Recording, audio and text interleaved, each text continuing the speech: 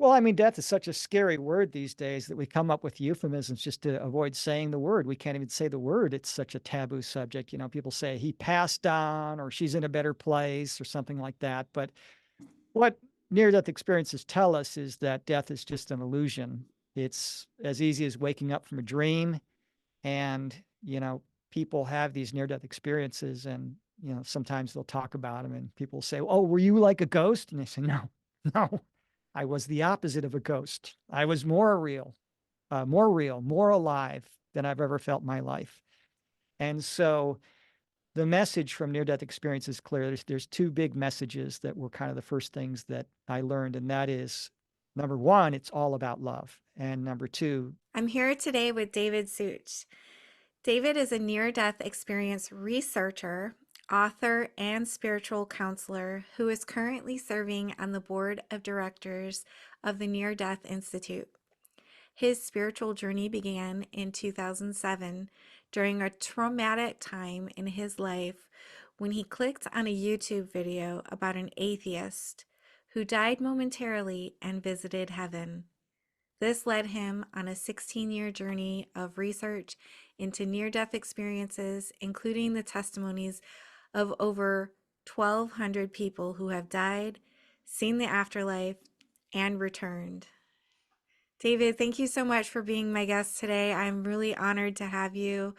well, thank you so much, Tia. It's wonderful being on the show today. Absolutely. And so you've had this long journey of spiritual research starting in 2007.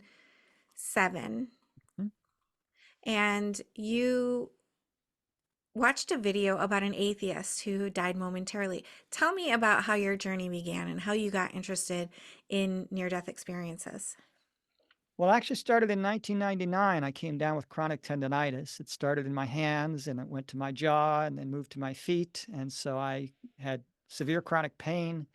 The doctor's solution was to put me on pharmaceutical painkillers, which in the long term made it worse.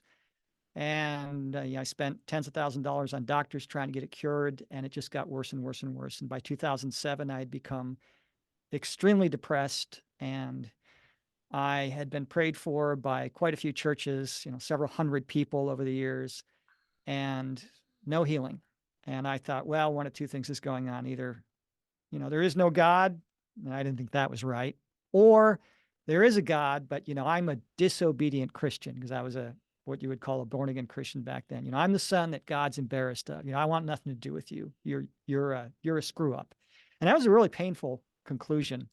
And I was just going through YouTube, and YouTube was fairly new back then in 2007. And I clicked on a random video in my feed about an atheist who died and was in the afterlife, and he had a very negative experience. He called out to heaven for help, and Jesus came and got him, who is not quite like the Jesus of the Bible. He's kind of like the core of God that works as an advocate for human beings. And, they're moving towards this beautiful world of light. And he thinks, they've made a mistake. I'm garbage, filth, scum. I've been this bad guy my whole life. I don't belong there. And they stopped. And Jesus said, "We don't make mistakes. You belong here with us in heaven." And when he said those words, I kind of realized, okay, God doesn't stop loving people. And I just started investigating NDEs, and it was hard back then to find a near-death experience on YouTube. I would search every day, and maybe 3 or 4 a month I would find on YouTube. Now there's more channels than I can keep track of. So, yeah, I started investigating near-death experiences. I started talking with people. I started trying to find people who had them to talk to in person. And I thought, wow, there are lots of books out there that talk about individual experiences. And there are lots of very high-end, esoterical, you know, spiritual books that you've got to really have a good spiritual knowledge to even understand what they mean. But there was no sort of spirituality 101 book that kind of talked about what these guys said. So I decided to write a book about it. And of course, that's when it really snowballed because I'd tell people, I'm writing a book about NDEs, and somebody would say, "Oh, well, my brother's friend had a near-death experience," and I'd go find them and interview them and that kind of thing. So it's been wonderful. It changed the whole course of my life. It brought me a joy and peace I didn't know was possible. It healed my relationships with family, and it just turned my whole life around. I used to kind of be an angry, judgmental person, and Now I'm pretty calm and peaceful most of the time. I still have my bad days just like everybody else, but they're pretty rare. Well, we're all human, and that's totally understandable. We're here for the human experience. What do you think near death experiences bring to the conversation of death, how we perceive it in today's society? Well, I mean, death is such a scary word these days that we come up with euphemisms just to avoid saying the word. We can't even say the word. It's such a taboo subject. People say he passed on or she's in a better place or something like that. But what near death experiences tell us is that death is just an illusion. It's as easy as waking up from a dream. And, people have these near death experiences and, sometimes they'll talk about them and people say, "Oh, were you like a ghost?" And they say, "No, no, I was the opposite of a ghost. I was more real, more alive than I've ever felt in my life." And so the message from near death experience is clear. There's two big messages that were kind of the first things that I learned. And that is number one, it's all about love. And number two, there's no such thing as death. We've always existed and we always will. You mentioned in this first video that you watched of the atheist, Jesus came down to save him. And Jesus Mhm. wasn't the typical Jesus we think about in Christianity. How does religion fit into near death experiences? Is our religious philosophy, does that fit together with near death experiences? Oh, well, God loves you, but if you pick the wrong religion, he's going to burn you in hell forever.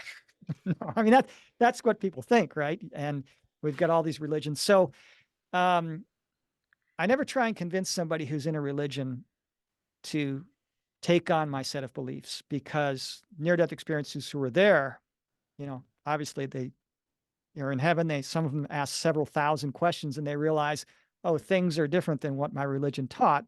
And they'll say, well, what about this religion? They're doing all these bad things or they're off track. And the message from heaven is always the same. Leave them alone. They're where they're supposed to be. If I try and cook, my wife's a great cook. She never uses recipes. And if I try and cook without a recipe, it's not going to be edible. I need the structure of that recipe. Some people need the structure or prefer the structure of organized religion in order to connect with God.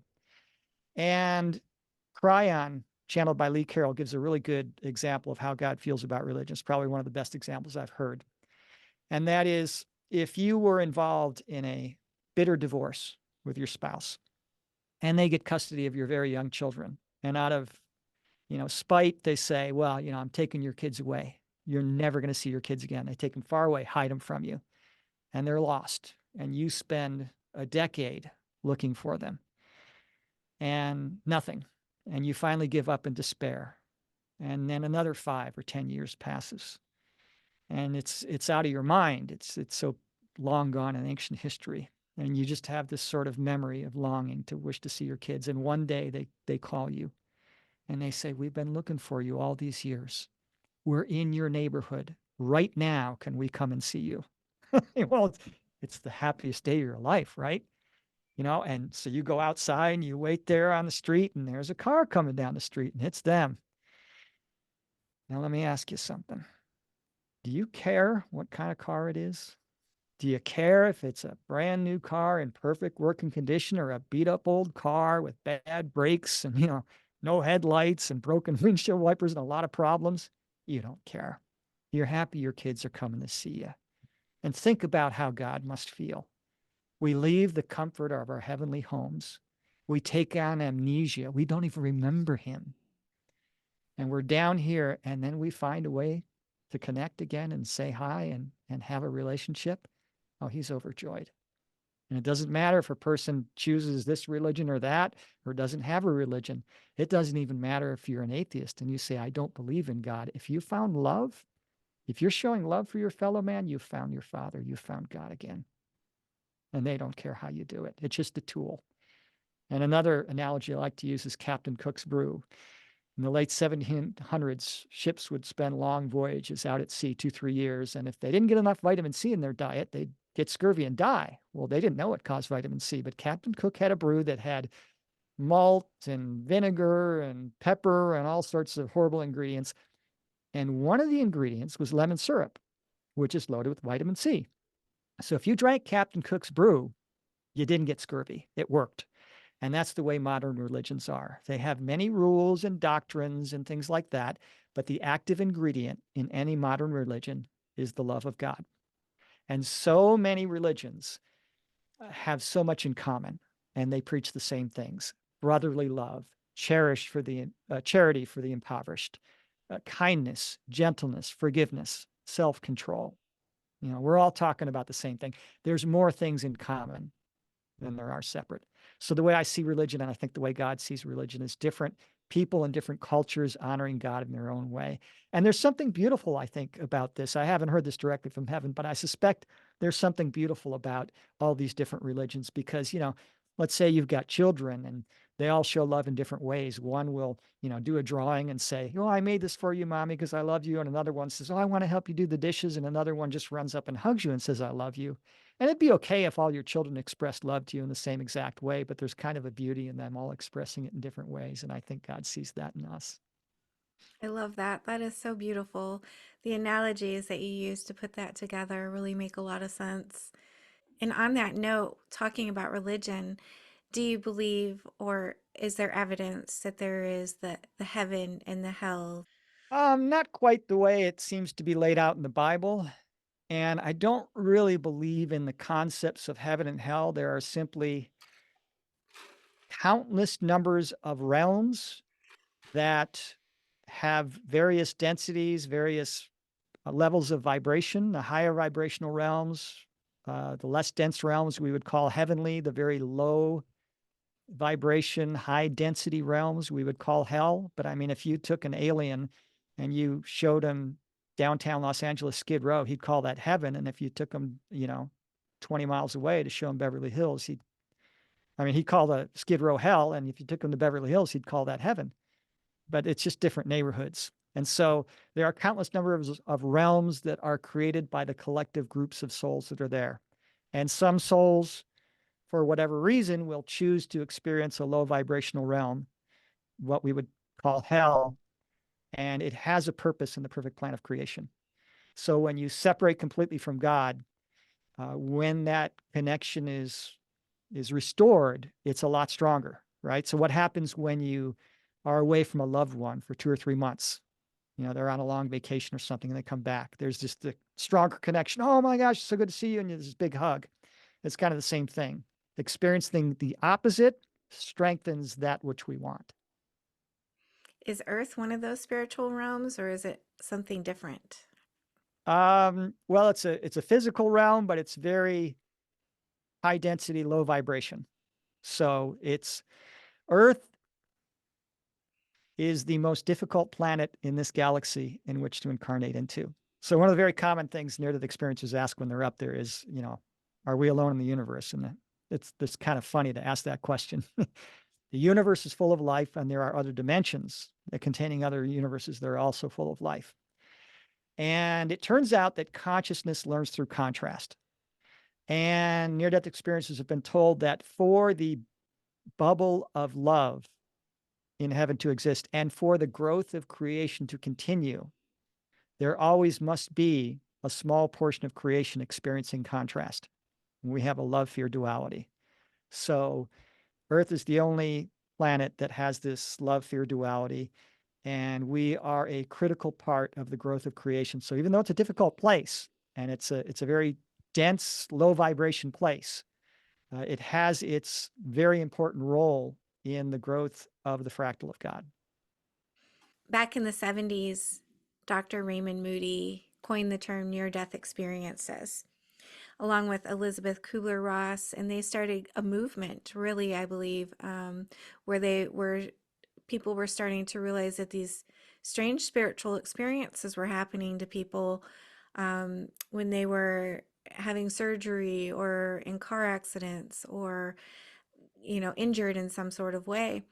And I feel that that kind of, like I said, started a movement. And so here we are now. How long is that? 50 years. 50 years later, and we're seeing this is becoming more widely accepted, not just spiritual, not just near death experiences, but spiritual experiences in general. Um, How is science catching up to this where the people are? Is science starting to come to terms with the afterlife and near-death experiences and validating those? Oh, yeah. There was the first big study at a university where they looked at near death experiences. So they're coming up to speed.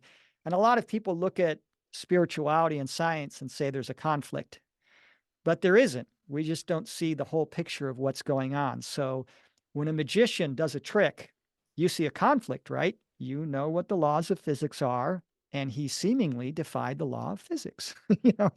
He did something that seemed impossible until he shows you how he did the trick. And then you say, "Oh, there was no conflict between the laws of physics and what this guy did. I just didn't see the whole picture." And that's kind of where science is. So what we call science is actually a subset of the entire law of spirituality, and they are catching up. It's becoming more accepted. It's even in movies now. They'll joke around about it. Don't go towards the light, Jim, stay here, right? And if you would have told your doctor about your near death experience 100 years ago, the likelihood is that you would be put in a mental institution. And they weren't too friendly back then.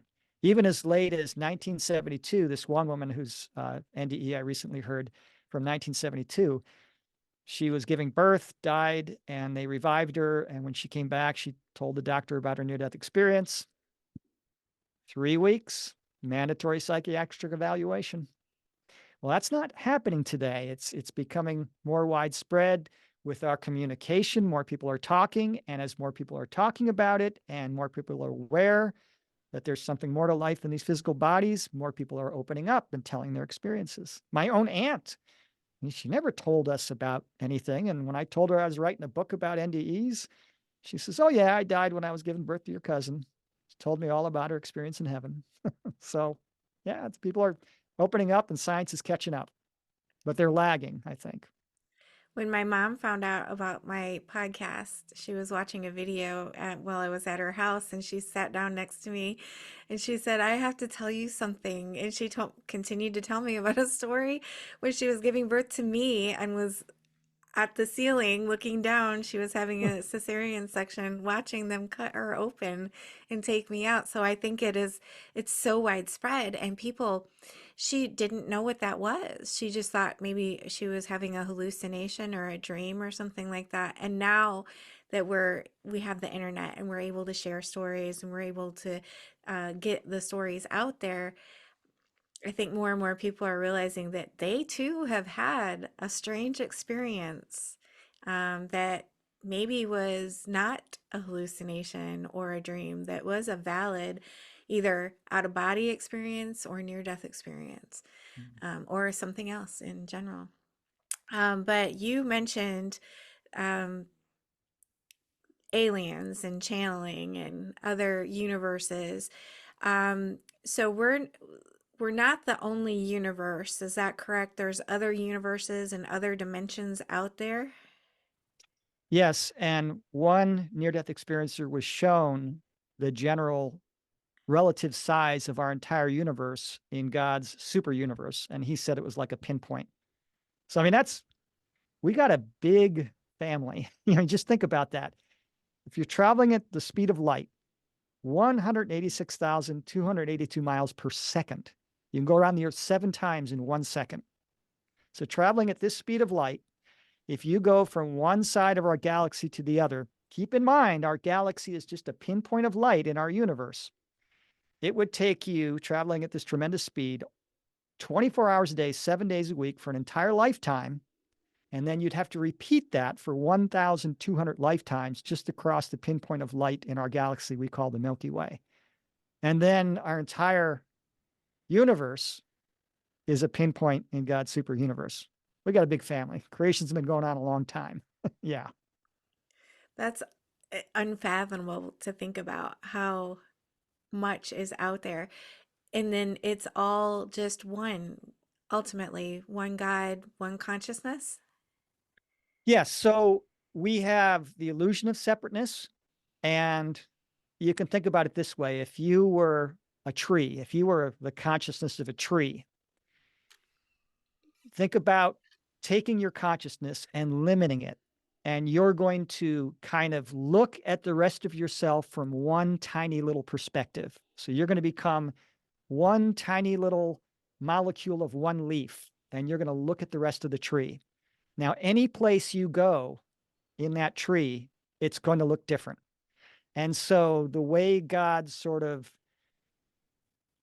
runs creation is going to these different perspectives and looking at another part of himself from that perspective. So we are all tiny little facets of God looking at the rest of ourselves from the perspective of our individual place. And it's sort of a giant fractal. But yes, we have the illusion of separateness down here on planet Earth, but it's just an illusion. Near-death experiencers consistently say that we are all one, we are more connected than separate. It's very common for a near-death experiencer to be there before the being of light and be looking at this magnificent, beautiful being of power and light and energy and love and all these wonderful emotions, and then remembering, oh, that's me. Yeah, it's kind of mind-blowing when you think about it. Really, it is. It's hard for me to wrap my mind around, no matter how many times I hear it and how how many times I ask near-death experiencers to explain the feeling of oneness. And I know words escape us and it's very ineffable, but in an analogy or something like that, I still find it very difficult to wrap my mind around the oneness and meeting something else that I realize is actually me. But I think that's very interesting. And so, have you come across any near death experiences that actually have validating experiences afterwards? Oh, absolutely.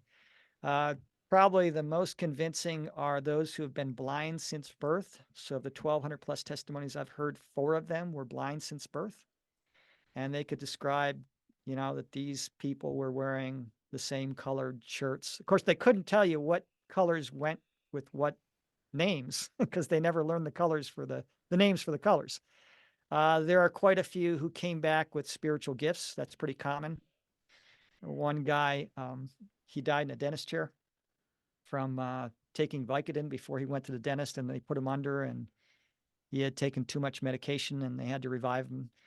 And he was in a grocery store, and he's looking at this woman, and he sees this imagery in his head of this diamond ring, and it's in this dusty place, and there's like a grating with light coming through, and he thinks that looks like the bottom of a refrigerator, like underneath the refrigerator.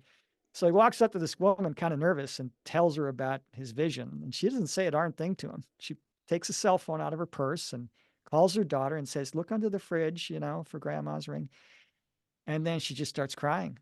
And she says, I don't know who you are or how you knew that, but thank you. My mother had recently died and we lost her wedding ring. And I was just so upset with myself. Thank you so much. And of course, people are given messages that they don't understand the message. Go tell that person, that about this, and they give them the message, and oh my gosh, it means something big. So yeah, tons of verification. I What lost are count of how many times there was verification, and there was even things like people. One guy gets to heaven and he meets his brother, so his brother takes him around.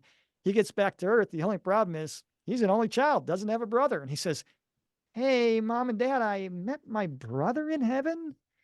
Said he was miscarriage." And then, of course, they turn white, because they never told anybody that they had a miscarriage.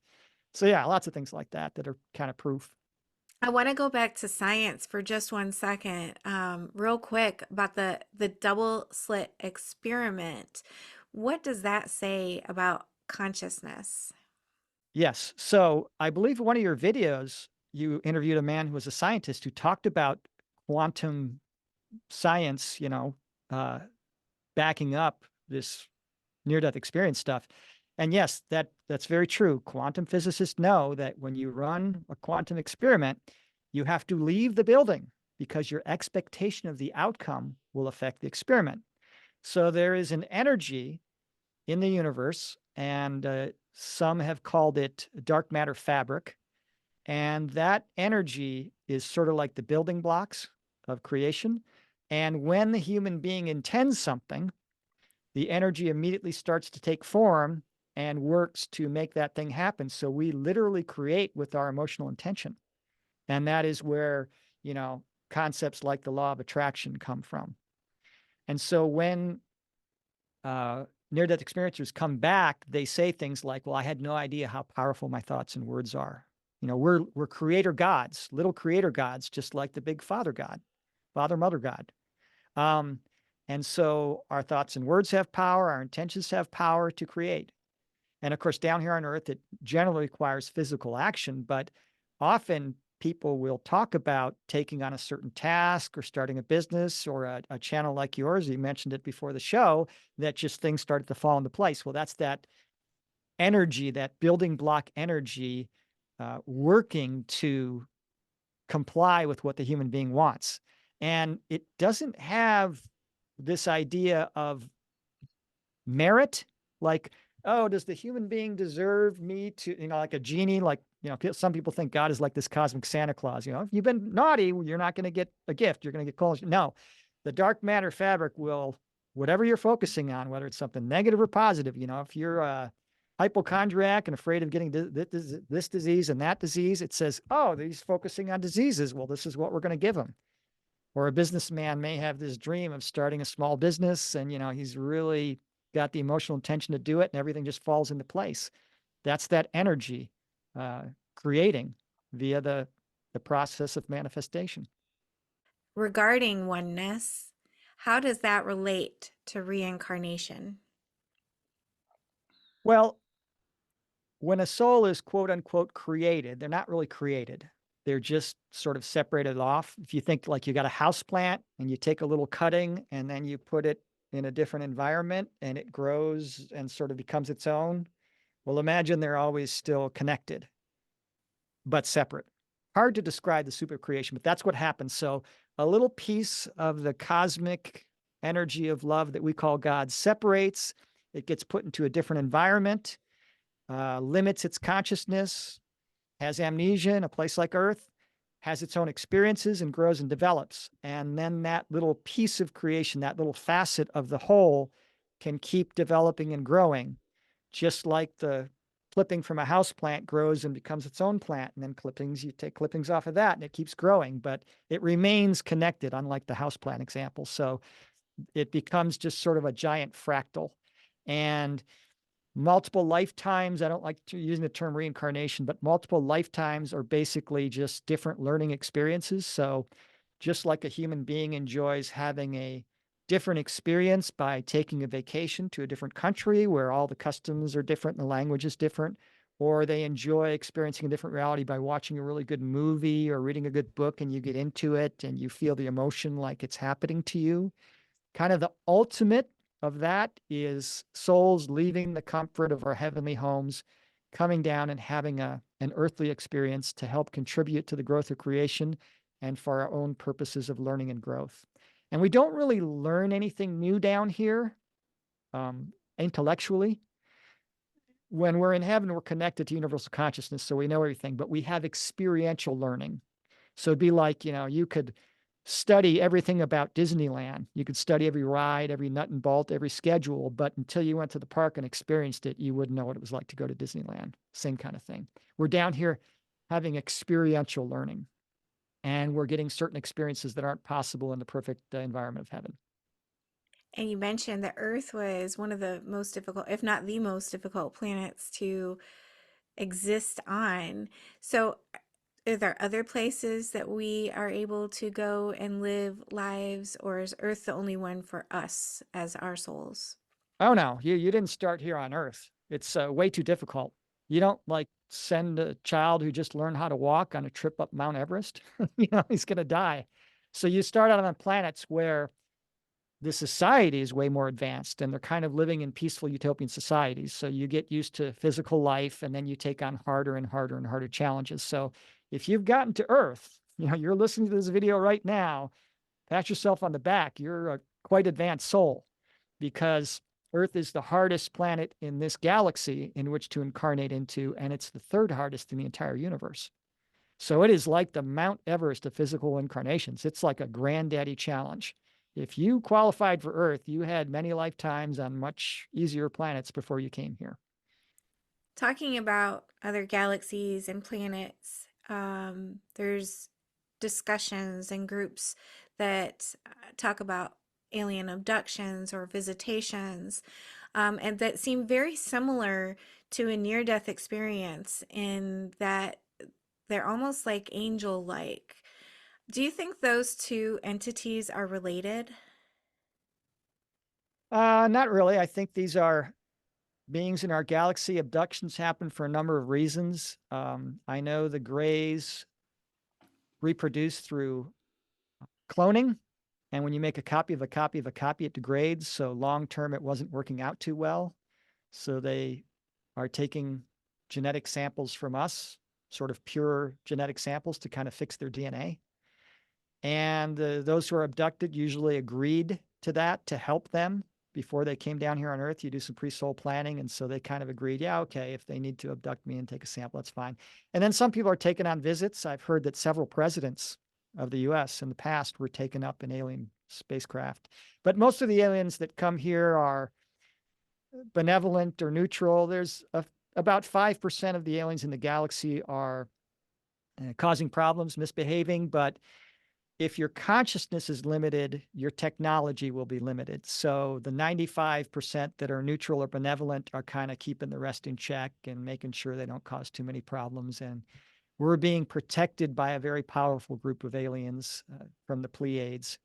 We're under the protection of, I hate to say this because it just sounds so ridiculous, but the Galactic Federation of Planets. They have a prime directive, they have replicators and transporters, and people are thinking, okay, this idiot is just copying Star Trek. He's not even making up a good lie. No, Gene Roddenberry, the creator of Star Trek, met with a Pleiadian. One of his interviews about a Pleiadian was in the books, in one of the books. And they kind of gave him those ideas and he made the TV series.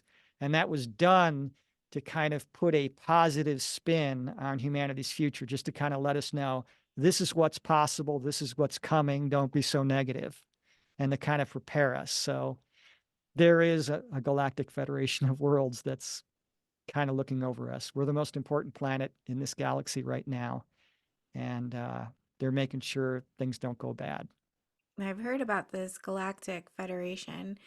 Can you go and talk a little bit more about that and why are they coming here and what are they doing here? Oh, they kind of have the role of a parent. So the Pleiadians are our cosmic parents. So every planet with intelligent life in the galaxy will either destroy themselves through stagnation, environmental disaster, or war, or what we're doing is they will learn to live with each other and the environment in peace and harmony and become an ascended species. So if they make it, if they don't destroy themselves, we were on the path to destroy ourselves thanks to a lot of help from above, not just heaven, but from our alien friends. We're on a path to become an ascended species. And once you become an ascended species, you're living in harmony with each other in the environment, and you develop technologically and spiritually, your job becomes to help seed life on another planet and watch over them, just like a child grows up and they become the parent, and now their job is to watch over the child and kind of walk them through things. So the Pleiadians are kind of watching over us. They are a peaceful, benevolent society. They went through everything we went that we're going through now. They had their time of war. You know, the time before 2012 on Earth in the distant future will be referred to as the barbaric age, you know, where we had things like the $100 million monstrosity that we call an F-35 jet fighter, whose only purpose is to blow things up. And that's barbaric. You know, they don't have things like that. So, you know, we're maturing. It's going to take a long time before we're really ready to become a productive member of the galactic community, but they're just kind of watching over us right now. If you see a flying saucer, it's not a Pleiadian ship. They have camouflage, so they don't want to cause a panic, you know. They're not going to show up yet because, let's put it this way. If you moved into a new neighborhood and your neighbor said, hey, you see that guy across the street over there? He spends half of his money on military gear and guns and weapons and stuff. And if you knock on his door and he doesn't know you, he's going to show up with a gun at his side ready to go. He's not going to point at your face, but he's going to be ready. Well, you going to knock on his door and say hi? No, you're right. I just described the US government. We spent half of our budget on military, and if a spaceship landed on the White House lawn, would they be met with smiles and flowers and handshakes, or would there be a military response? We're not ready. Once we become an ascended species, does Earth become a better planet then? And then another planet is created that is a difficult, tumultuous planet that we go and we're trying to save and teach them and evolve them as well? Absolutely. My guess, and I haven't heard this specific information from near death experiencers or from heaven, but my best guess on what I know is another planet will take over that role. We might be their parents. We might be the ones kind of watching over them, helping them through it. But that's exactly what will happen. So, the new world of love that's coming, we're about, there's no set timeline because human beings have free will. But based on where we are today and where it looks like we're headed, probably about 50 years before there's peace on earth. That'll be the first step. Once we stop fighting each other and start cooperating, then things will really get interesting and really get moving. And 150 years from now, we'll have this peaceful utopian society where we're all kind of living in harmony. There won't be leaders like there are today. It'll kind of be group consensus. We'll kind of all be on the same team, working towards the same thing. And we're going to be helping probably another planet that's going to have the fear love duality, and having the experience of going through it ourselves, we will know what to do. Every parent went through childhood themselves, so they kind of have some experience on how to deal with the child. So that'll be our role. Yes. And the Pleiadians, are they actual physical beings or are they interdimensional? They exist on higher dimensions than us, and I don't like to use the word dimensions. I like to use the word density because you say dimension and people think mathematical dimension like a line or a square or a cube. They're densities. But yes, they kind of exist on higher levels. Some of the more highly evolved beings are no longer in the physical plane. They exist as energy, but I think most of them in this galaxy are still physical. But they exist in like the fifth, the sixth, the seventh densities. And of course, the Pleiades, there's hundreds of planets there, and so there's lots of variations. But yeah, they're I think the some of the channelers here on Earth that you'll hear are from the seventh or from the ninth density. Are there other species of aliens that visit Earth to try to help raise our vibration or help us become peaceful? Oh yeah. Arcturians, Syrians, there's all sorts of, and of course there's divisions too. Just like on Earth, there may be a group of people and some of them are really doing some good things and some of them are doing some bad things. It's the same with the aliens. So even like there's variations, there's aquatics and there's insectoids and reptilians and felines and all sorts of variations, but a lot of them look like us. Some of the Pleiadians look like us. If you saw one, you would think they were a human being. And there's even divisions there. So, you'll hear online talk about the evil reptilians. Well, there's divisions there. Some of the reptilians are working on behalf of the Galactic Federation of Worlds on the side of the light. And there's more and more moving in that direction because the consciousness of the galaxy is being raised. When people have a near-death experience, have you come across any experiences that encounter aliens? Um, I never came across a near-death experience where they were taken to meet them in the NDE, but some of them were shown other worlds and alien races and so forth. And yeah, quite a bit actually. One woman was taken to a place where it was intelligent flying beings, and they had buildings, but there were no doors at ground level. They were all like in the side or in the top of the building because they could fly. And then there was another planet where a guy was taken and the weather was so consistent and so mild that they didn't have structures to protect themselves against the weather. They lived outside. So yeah, lots of variations. There was another planet where he saw these buildings that towered into the sky. And he says, "Oh, they must have very strong materials." And I said, "No, every 20 or 30 floors, they put this plate that is sort of like anti-gravity. So there's never more than 20 or 30 stories on any structure. Like your earth materials are stronger because you don't have that technology." So yeah, lots of different variations. And I've heard about near-death experiencers who have alien encounters after their near-death experience. Have you heard of that? Yes. So when your mind is more open, you have your near-death experience, and when you're in heaven, it raises your vibration. So you come back and you generally have some spiritual gifts. You're generally more open minded, much more altruistic, less materialistic. Uh, Whatever a person is focusing on before, whatever was number one in their life, it tends to take a back seat, whether it was a hobby or a job or a relationship, and you become focused on meaningful, loving relationships. And so what happens is with their vibration raised, being much more open-minded, being much more interested in making a contribution to creation, to the planet, and doing good works, they will often, have some sort of alien contact that would have been something that frightened them before or they weren't capable of doing, but now they can. And of course, one of the reasons is if you are to communicate with an alien, they communicate mind to mind, extraterrestrials. They generally don't use physical language like we do. It's too slow. So it's a mind to mind communication. You can't make a mistake. Well, they exist on a higher vibrational realm.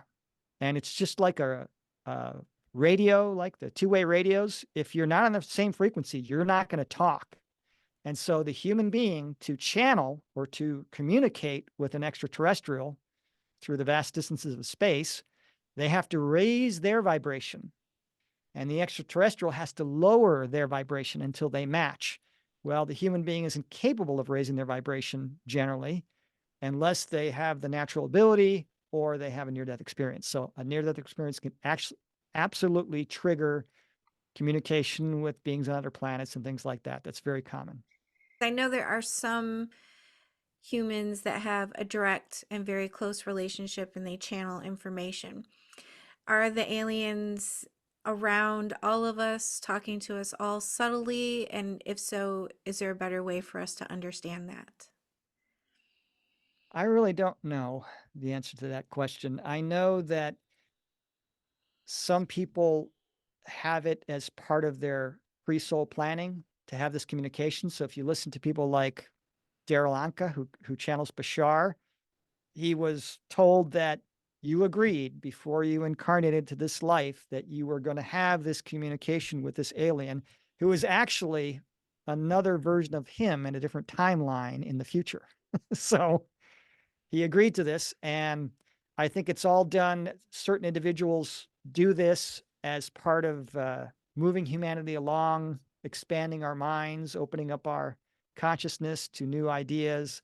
I think it's part of the dance of consciousness in helping us grow and learn to have these communications with certain people. And it helps teach humanity the lessons we need to learn. There's a lot of good channelers out there. My favorites are Cryon. I like Bashar. There's quite a few good channelers out there. I like some of the Pleiadian channelers as well. They give great information.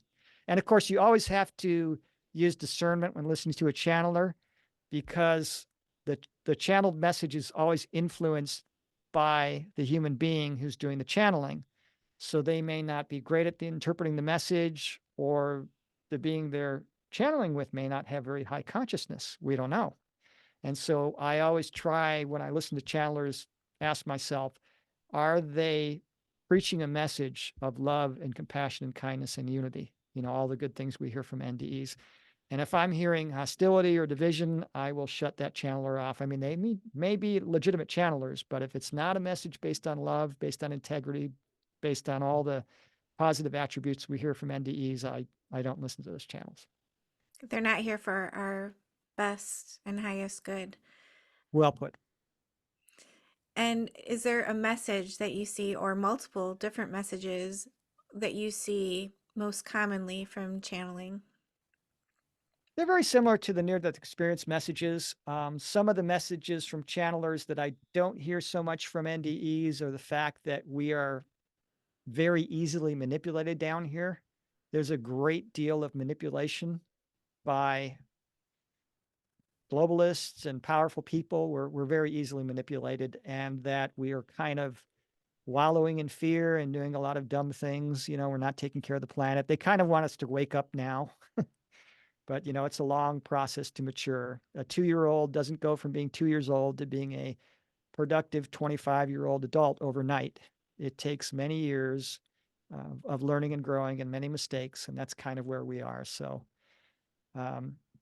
yeah, the message from the channelers is very similar to near-death experience messages. They tend to be more technical, sort of matter of fact, less emotionally based than NDEs. And on that note, going back to near death experiences, has that changed your viewpoint on death and what happens to us after we die? And how is that Oh, connected to the aliens? oh, absolutely. Near-death experience testimonies completely erased my fear of death. I mean, I used to be terrified when I was a kid. When I was 5 years old, I would cry, being afraid that someday I was going to die. And I remember my mother telling me this, that I used to cry. And even as a Christian, I was kind of afraid to die.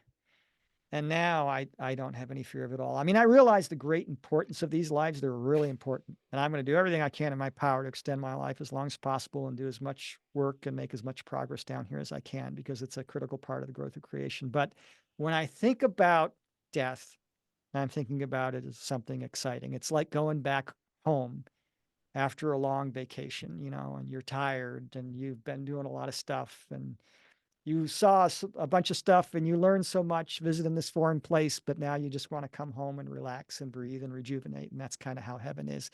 It's much like waking up from a dream.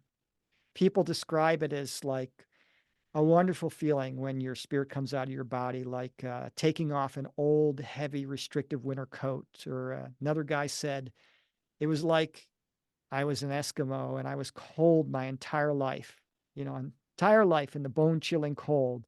And all of a sudden I was transported to a tropical island. It was warm for the first time in my life. Going back home is a wonderful thing. I'm not afraid of it all. I mean, if a person points a gun at my head, I'm not afraid at all. If they point it at my stomach, I'm going to be terrified because it's going to hurt like crazy and I'm going to survive. That scares me, but no, death doesn't scare me at all. And you know, the channelers that channel alien beings, it's kind of the same thing. The same message. There's no such thing as death. I don't believe in the word death. It doesn't mean anything to me. It's just going back home. That's very comforting, especially for people who have lost loved ones, to know that they will be together with them again someday. That I think can be the catalyst that helps them start to heal and move on with their lives and live again. Because sometimes when you lose someone that you love, your life is paused and it's hard to Yeah, continue. yeah. A lot of near-death experiences get to heaven and they're shocked. Oh, there's grandma, or there's my husband, who I thought was gone forever, and there he is, not only alive and well, but looking amazing. So you can appear any way you want in heaven. Thoughts are things. That's one of the first things they teach you up there. And so you can appear any way you want in the levels of heaven where you have a light body. There's higher levels where you're just kind of pure energy and consciousness. But people tend to choose to appear as the best looking version of themselves. And people even meet their former pets in heaven. I've lost count of how many times people said, I got there and there was, my little pet from when I was 9 years old. And of course, one woman got there. I remember this. She says, I saw my grandmother, but didn't look like my grandmother. And I go, what do you mean? She says, well, my grandmother had gray hair and no teeth and wrinkled skin, and she was hunched over. And I got to heaven and there she was, but she was a beautiful woman, 25, 30 years old, long dark hair. She smiled. She had a set of pearly white teeth. And everybody says, when they see their former friends that died before them or relatives that died before them in heaven, they go, wow, they look so good. They look so young and beautiful. Yeah, people look great in heaven. And you feel great too. I mean, people, it's very common. They come out of their body and they say, oh, I felt young and energetic again. It was wonderful. I remember one girl, she was a 7-year-old girl. This was from the book Birth Called Death. And she had died of a high fever. And her brother, who had died in the Vietnam War, kind of was her guide in heaven, and came to get her. And they went through the tunnel together. And there was other people, other spirits in the tunnel who just died. And some of them were kind of had this calm excitement like her, just like, oh, what's next? And others were ecstatic, like dancing, like, ah! And then she says to her brother, what's up with those guys? Why are they so ecstatic and, emotionally happy? And her brother says, oh, those are human beings where they were in old, broken down bodies riddled with pain, and they were suffering for years, and they were overjoyed to be young and healthy again. Now, if that's not encouragement, I don't know what is, you know. So sometimes, you know, one of my grandkids tell me, "You're getting older, Grandpa." I'll say, "Only for a little while." And they kind of look at me like, "What?" I never explain myself. Wow, that is uplifting for sure. Very positive, something to look forward to while we are making the most of this challenging experience on Earth. It's very important that we do our very best here as well. And switching gears a minute, I wanted to talk. You are very familiar with ancient Earth history. Do you think we have some time to go over that, or do you want to wait for another time? Oh, sure, we got time to go over ancient Earth history. Okay. I would call myself very familiar. I'm familiar with it. I'm familiar Okay. with the basics. Uh-huh. So you're familiar with some ancient Earth history. Can you kind of give me a general? I'm not. So can you start give me like a basic 101? Where would you start? Well, first of all, even our recorded history is all messed up. We get a lot of things right, but we are way off on a lot of things. And of course, there's lots of history that has just been lost. There was civilizations that were 50, 60,000 years old that had technology beyond ours, different technology that we don't possess today. The ancient Lemurians had cold uh, chemical technology where they would go to the top of the mountain where it was very cold and they had some sort of chemical technology where they renewed their biology. The Atlanteans could splice human and animal DNA together, which is against the creator's wishes. So they got themselves in trouble doing that. They were creating human animal hybrids to use as sex workers and slaves and that kind of thing. But yeah, there has been some lost technologies that we don't have today. And we are so sort of arrogant, thinking that we're on the top of the totem pole and no society has ever, you know, they were all primitive. They didn't know what they were doing. No, they had technologies that we didn't. I mean, just recently it was discovered that the Romans had a formula for cement that kind of heals its cracks. If the cement cracks, it heals itself. And we just discovered how they did that and the chemicals they used to do that. And we didn't have that was a lost technology. So there's plenty of lost technologies and there was plenty of superior technologies. Yeah. I've heard of the Baghdad battery. Have you Yeah, I heard of haven't heard about that from heaven or from NDEs, but I believe it's true. Yeah, that there was batteries in the past. And I think that they use those batteries for anodizing. So when you want to plate something with gold or silver or something like that, you've got to have these chemical baths that have electricity running through them. And that's part of the process to get the metal to stick onto whatever you're coating. And I think they used it for anodizing. That would be my guess. Is there any evidence that we can actually go and visit or see here on Earth of ancient technology? We can visit ancient technologies. Well, when you're in the afterlife, you can kind of travel back to any point in time. I mean, if you want to go back and see the grand opening party for the Great Pyramids, the completion of the Great Pyramids, you can watch that. And some of the alien species have the ability to travel back in time. And, you know, one guy claimed to have been taken back in time and showed the dinosaurs, and he had to wear this outfit that kind of kept the any microbacteria from contaminating the environment. But yeah, there's plenty of things like that. What were the pyramids? Is there any evidence or wisdom brought to you or through channels or through near death experience to talk about what the pyramids were actually used for? Well, many pyramids were tombs. Some of the pyramids, like the Great Pyramids of Giza, are actually power plants, um, channeling certain kinds of multidimensional quantum energy. We would probably call that spiritual energy. And I think they served a dual purpose. Um, I don't know what the other purpose may have been, but it's pretty obvious to me if you just look at the differences between the Great Pyramids of Giza and other pyramids. You know, there's no writing on the inside or anything like that. They were power plants, and they were placed there for a reason. Like many of the monolithic structures are kind of placed all along the same. I can't remember whether it's longitude or latitude, but they're kind of all along the same line that goes around the Earth, and that's because where the energy portals are.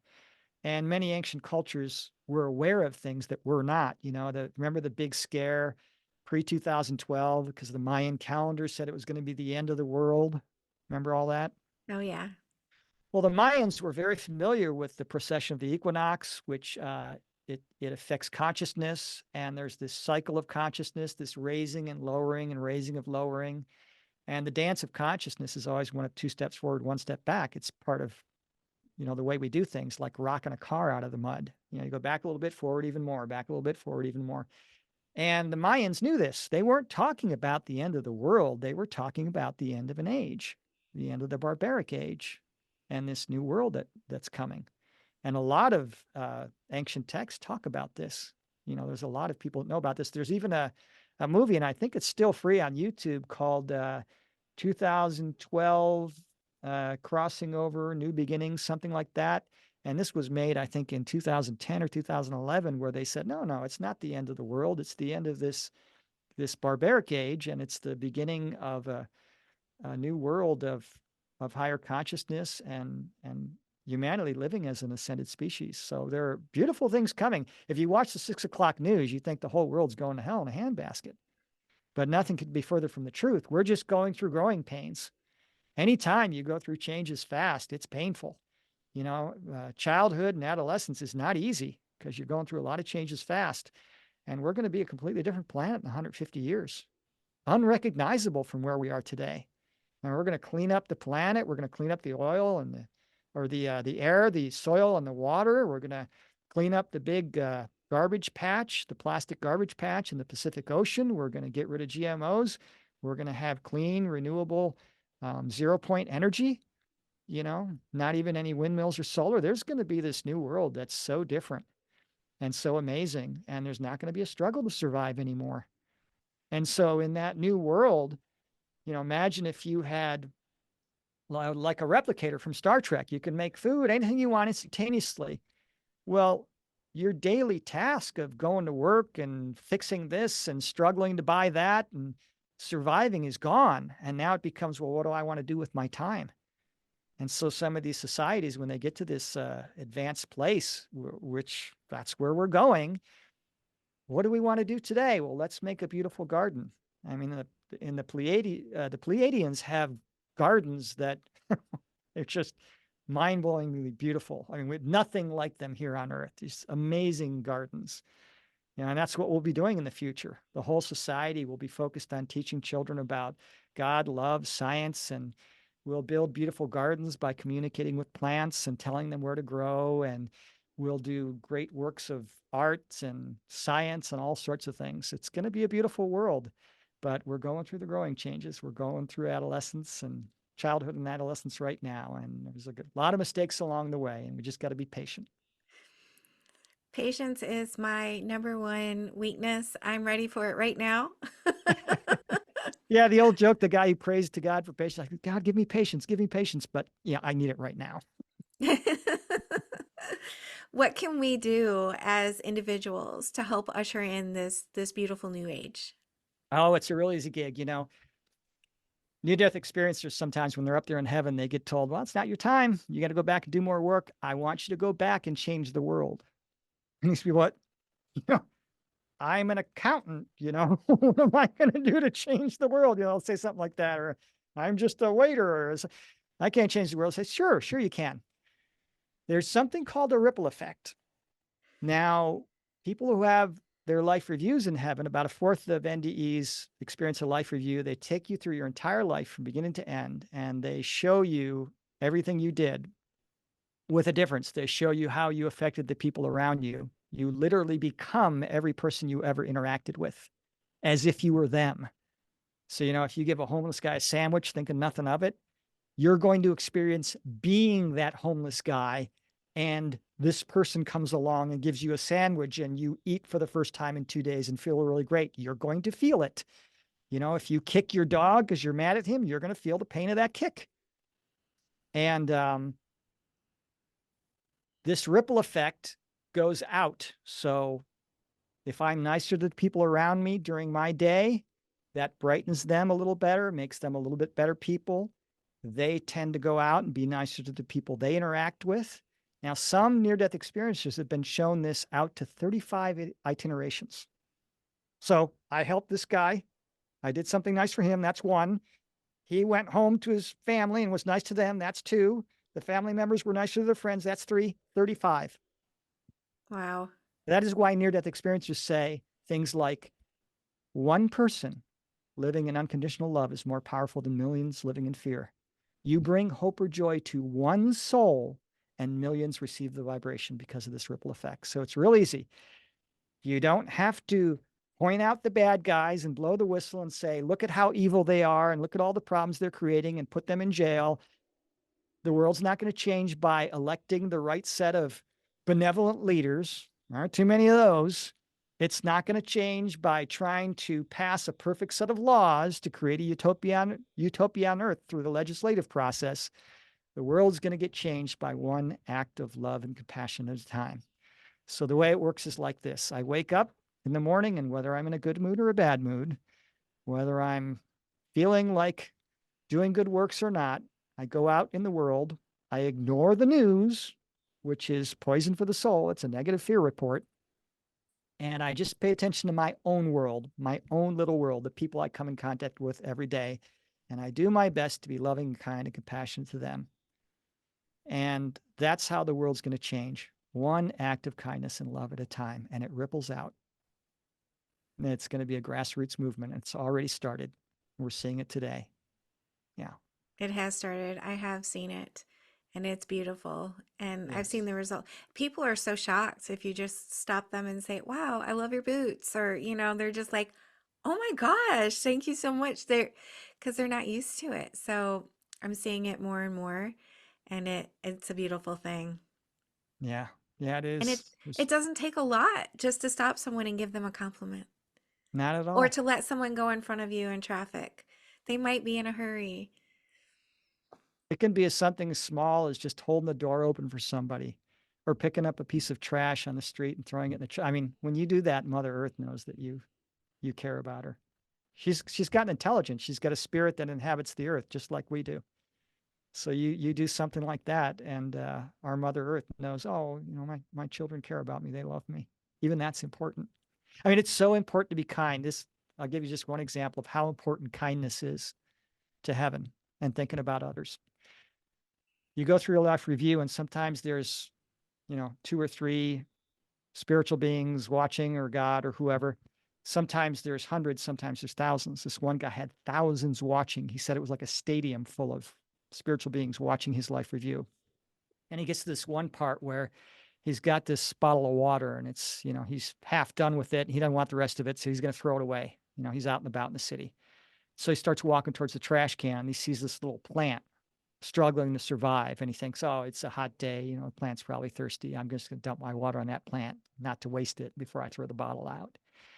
And when he dumped his water on that little plant, all those beings, those spiritual beings watching, erupted in a cheer like we would if our favorite team won, the game, the championship game.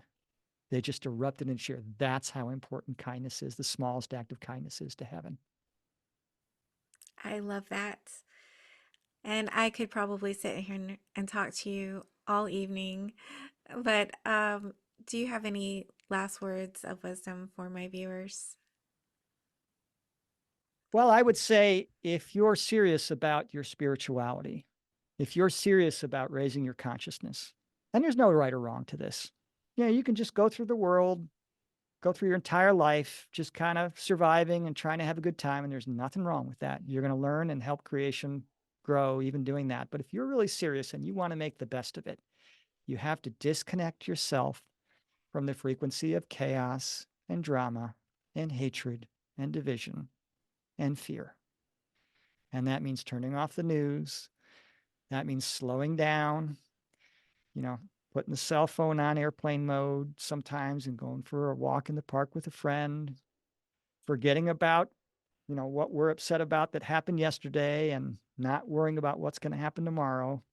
Really just kind of slowing down and paying attention to the people and things around us. That's the key right there. And doing our best to be the best version of ourselves we can be we're going to make lots of mistakes. You know, if I were perfect, they'd have to call me God instead of David. I'm perfect. We all are. We all make mistakes. Heaven knows we're going to make mistakes, and they're okay with that. They just want us to do the best we can while we are down here and learn from our mistakes. And so that's the best advice I have, to slow down, pay attention to your world and the people you come in contact with, and be a light to them. If my viewers wanted to reach out to you or they wanted to find out more about you, how can they find you? Well, my email is on my website, godtookmyclothes.com. And there's also a link to a 2-chapter preview of my book. There's a link to a book I helped co-author with the Near Death Institute that just got released today, I think. And there's also a link to my spiritual counseling. But, you know, if you just have questions, you know, and you're on a tight budget, you can send me an email. At the time of this recording, I'm still answering all emails. I answer with a voice message. I'm having a hard time keeping up typing, so I answer with voice messages. That's wonderful, David. Thank you so much for being my guest and taking the time to share all of your wonderful knowledge about near-death experiences, other galaxies, aliens, and Earth as well. I appreciate you. Well, thank you, Tia. It was wonderful being on the show today. I appreciate you inviting me. Thank you for being here. I just want to tell you how much I appreciate you being here and supporting my channel. If you haven't already subscribed, please consider subscribing if you enjoy near-death experiences and other spiritually transformative stories. It helps the algorithm know that this information is useful and push it out to more people, and that's the goal, to get as many people to know that we are eternal spiritual beings and that we never die. Our bodies might die, but our essence will never die. And I want people to live with less fear. Let's all spread the word. Like, comment, subscribe, share, hit that little notification bell so you get all the notifications when my videos post. Thank you for all of your support. I'm sending love to you.